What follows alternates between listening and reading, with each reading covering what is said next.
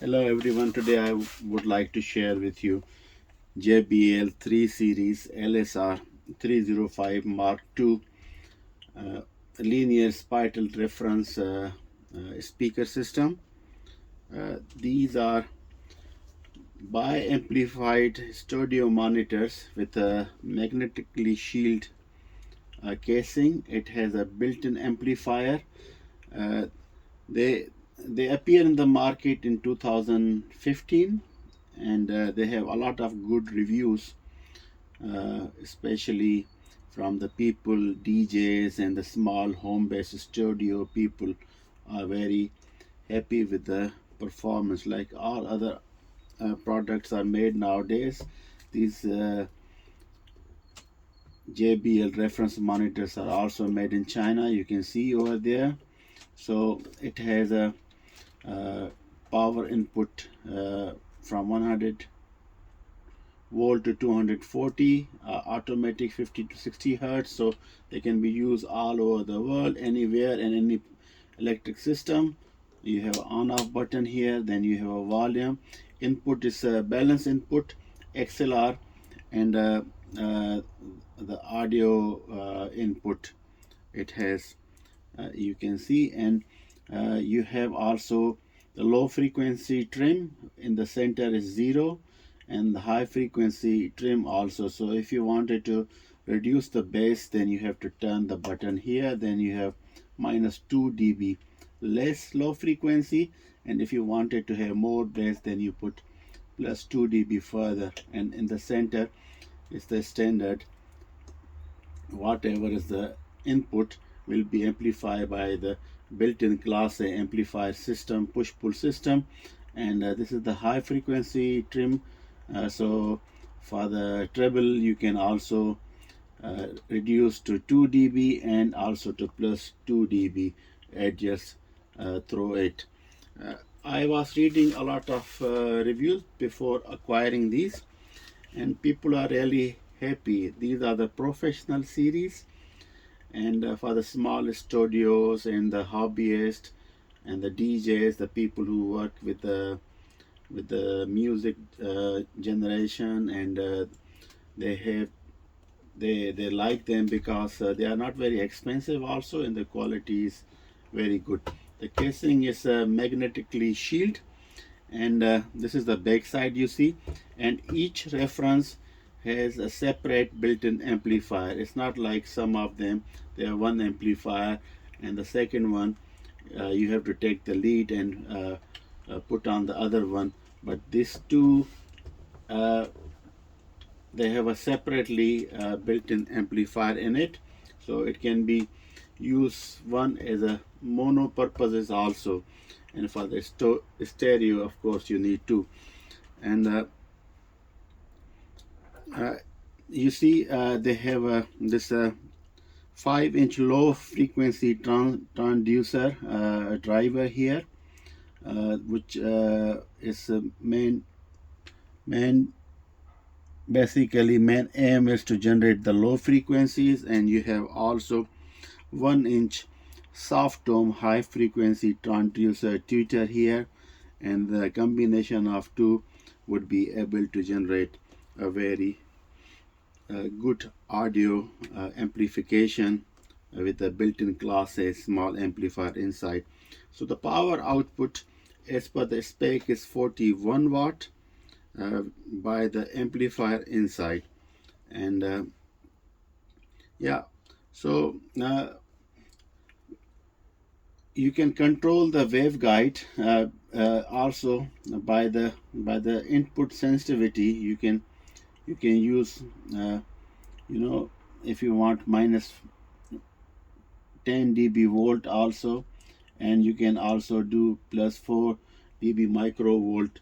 You can choose the sensitivity of input if you like to, but the beauty of balance input is that whatever input you give, it's amplified as it is, and controlled by this volume potentiometer, which has steps basically. So you adjust your comfortable listening sound levels. JBL is a very famous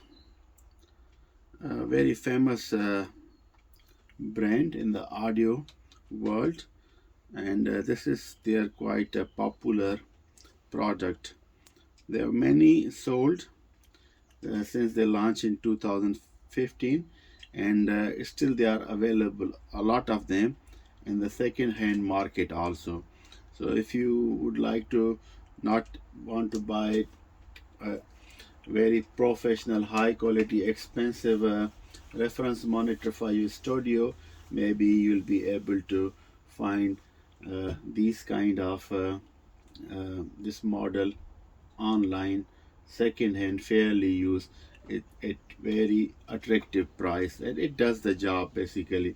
So I will hook up the input. We also test the Kenwood vintage CD player I acquired recently.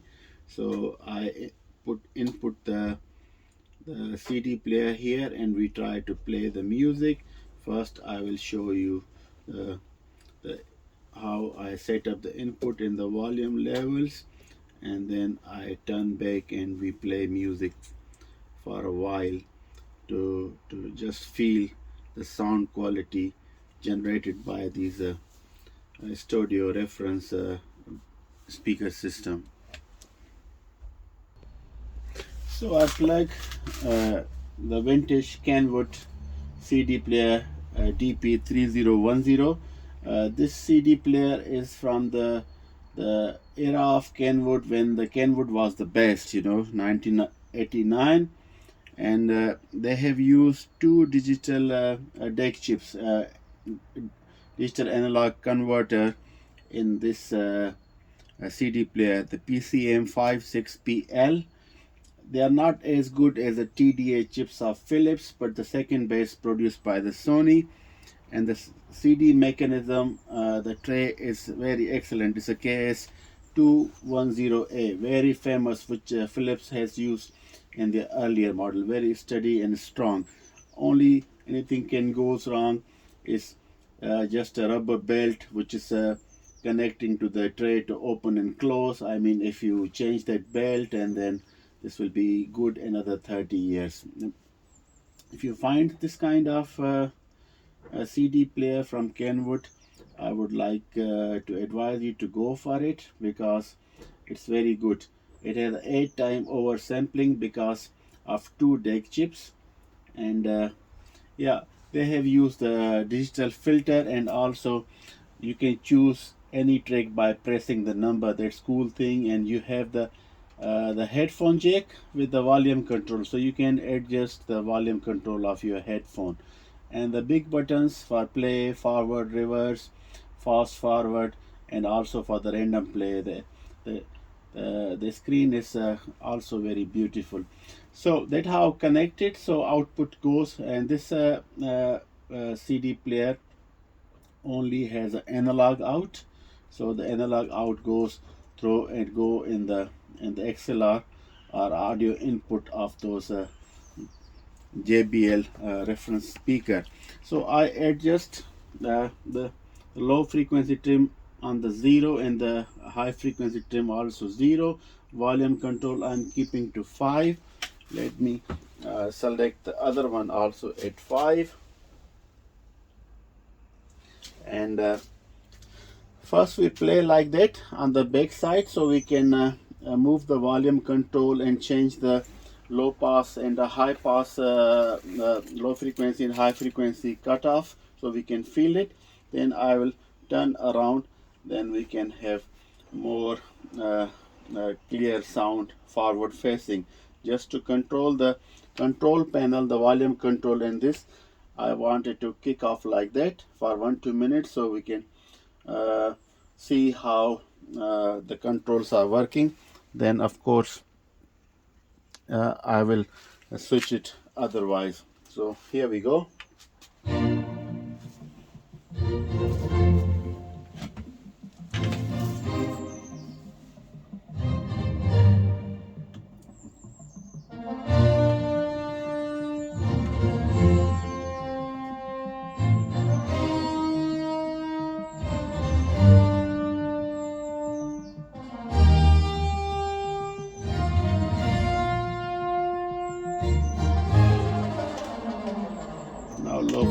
0 and high pass also. Yeah, you can feel a difference.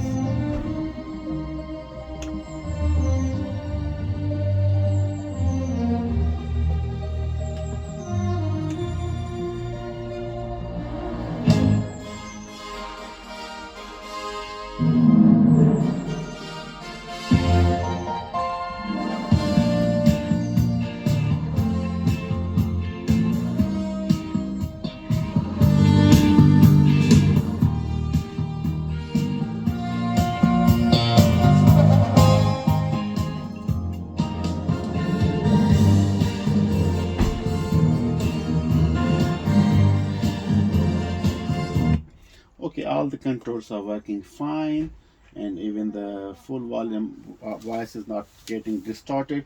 Let me turn around and then we hear the forward facing sound.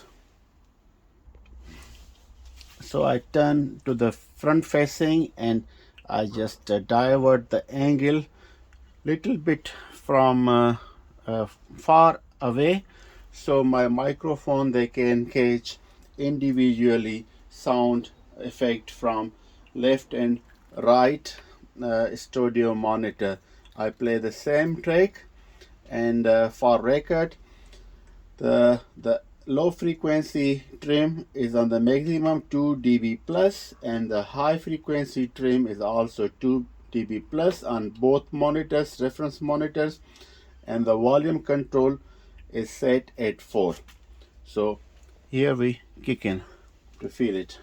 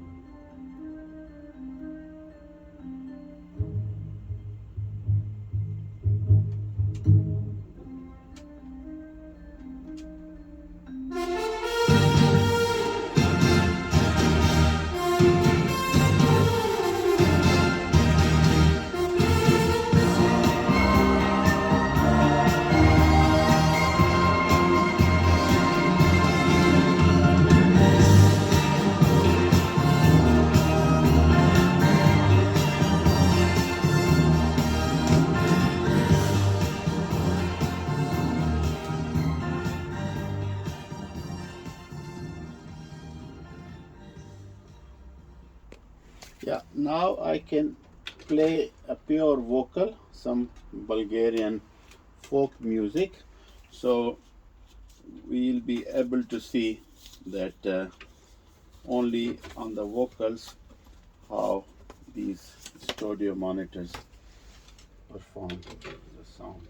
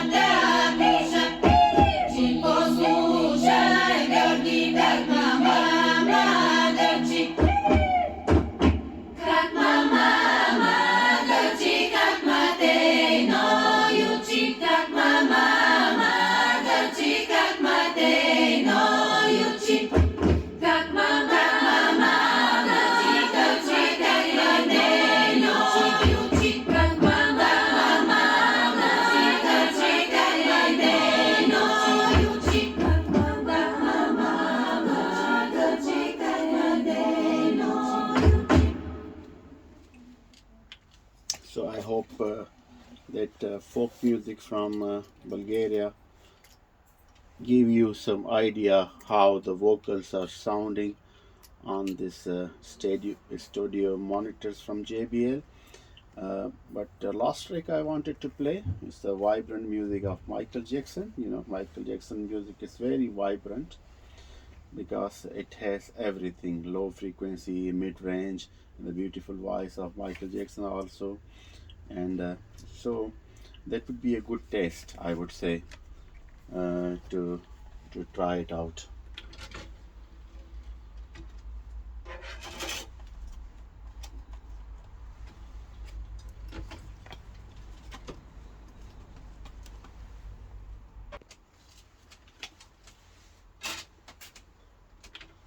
Very beautiful Sunday afternoon here in The Hague. And we go 13, track number.